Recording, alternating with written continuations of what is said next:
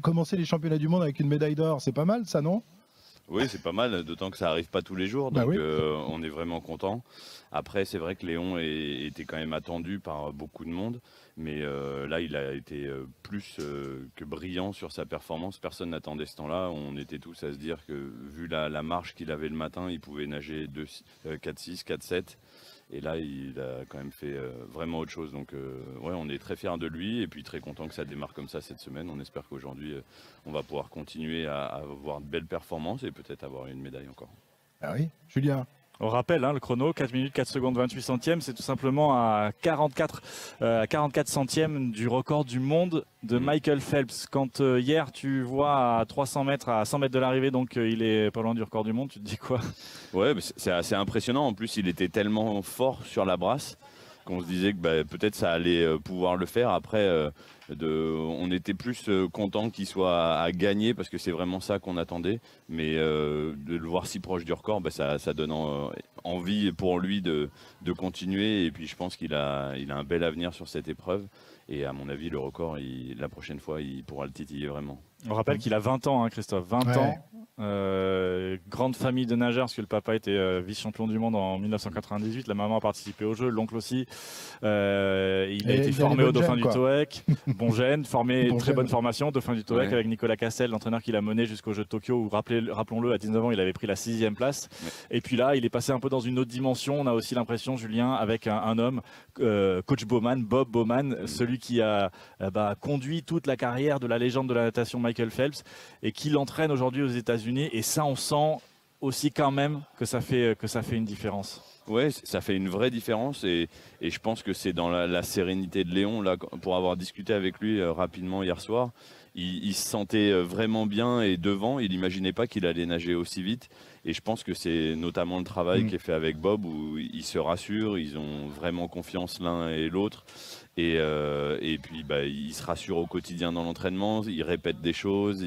Et là, il avait l'impression d'être vraiment bien préparé pour cette épreuve. Donc, je pense que ça lui amène beaucoup de sérénité. Et avec le potentiel qu'il a, ça a pu s'exprimer hier. C'est super. C'est pas un petit peu vexant, d'ailleurs, pour la Fédération française, pour les cadres techniques français, les entraîneurs, de se dire que les meilleurs athlètes sont obligés d'aller aux États-Unis pour devenir champion du monde, Julien? Non, parce que déjà, c'est la première fois. Donc, on est content qu'il y ait une première fois. Mais globalement, moi, je suis plutôt content que nos meilleurs athlètes aillent dans les environnements où ils seront le meilleur. Là, aujourd'hui, c'est difficile de rivaliser quand même avec Bob Bowman, université américaine, parce que le projet n'est pas que de la natation, il y a aussi un projet à côté de ça. Et donc, c'est super qu'ils puissent allier les deux. Et puis que ça puisse se réaliser aujourd'hui, à 2 ans des Jeux de Paris, je pense que ça lui donne aussi du temps pour construire sa performance et arriver vraiment bien préparé à Paris. Peut-être, Christophe, un petit exemple de ce qui fait aussi la différence quand on a Bob Bowman à ses côtés. Bob Bowman, il a entraîné Michael Phelps. Michael Phelps était un nageur qui nageait énormément, évidemment. On se rappelle des Jeux de Pékin 2008, 17 courses, 8 médailles d'or. Et donc, c'est aussi sur la façon d'appréhender une semaine entière de compétition à très haut niveau. Petite anecdote qui s'est passée. Hier, Bob Bowman, il a retrouvé Léon Marchand 40 minutes après sa course. J'ai lu l'interview, effectivement. Juste avant qu'il monte sur le podium. Et il l'a félicité, mais il lui a aussi dit mais t'aurais dû aller récupérer. En fait, il n'a pas pu respecter le plan qui était prévu, c'est-à-dire aller nager, récupérer avant de monter sur le podium. Il a été happé par les télévisions du monde entier qui voulaient avoir sa réaction. Et ça n'a pas plu à coach Bowman. Écoutez, on lui a posé la question et vous allez voir sur l'importance justement de ce genre ce qui peut paraître un détail mais qui n'est pas sur ce genre de compétition. On doit corriger quelques trucs dans le futur quand on gagne une course. Par exemple, on ne peut pas passer 1 heure à répondre à toutes les sollicitations, mais 4-5 minutes. Et je l'ai récupéré au bout d'1 heure et c'était un problème. Il doit apprendre qu'il peut contrôler ça également. Il peut dire « Merci, c'est tout ». Il n'est pas obligé de rester jusqu'à ce que les questions soient terminées. Mais bon, pour la première, on l'autorise. Ouais, mais ça, c'est la faute de Julien Richard aussi. Il a posé 50 questions hier à Léon. Non, mais non, on l'a même pas vu. On l'a même pas vu avant qu'il monte sur le podium. Ah non, mais après le podium.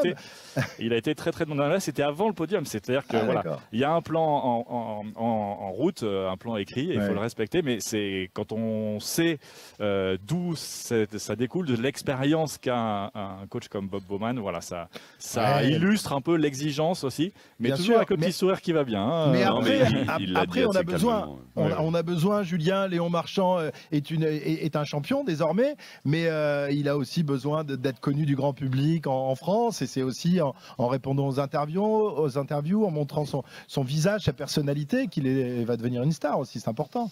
Oui, mais pour l'instant, je préférerais qu'il devienne champion olympique qu'une star. Donc, non, mais après, l'histoire avec Bob, elle est vraiment intéressante parce que pour le coup, pour nous, ça faisait longtemps qu'on n'avait pas une médaille, donc on était contents. Pour Léon, c'était sa première et avec une performance extraordinaire. Et c'est vrai que pour Bob, lui, c'est dans un plan d'entraînement parce que je pense qu'il avait vraiment confiance en Léon et il savait qu'il allait être bon. Et il se disait, bon, bah, après, il fait ci, il récupère. Et c'était pour lui un événement, en fait, mais pas un grand événement comme ça a pu être pour nous et pour Léon. Mais je pense que pour en avoir parlé avec tout le monde hier soir, et dont Léon, il a bien compris qu'il pouvait aussi s'autoriser de dire gentiment, comme lui a dit Bob sûrement, ok, je reviendrai vous voir et puis il faut que j'y aille. Donc voilà, c'est un bon apprentissage, je pense, pour tout le monde.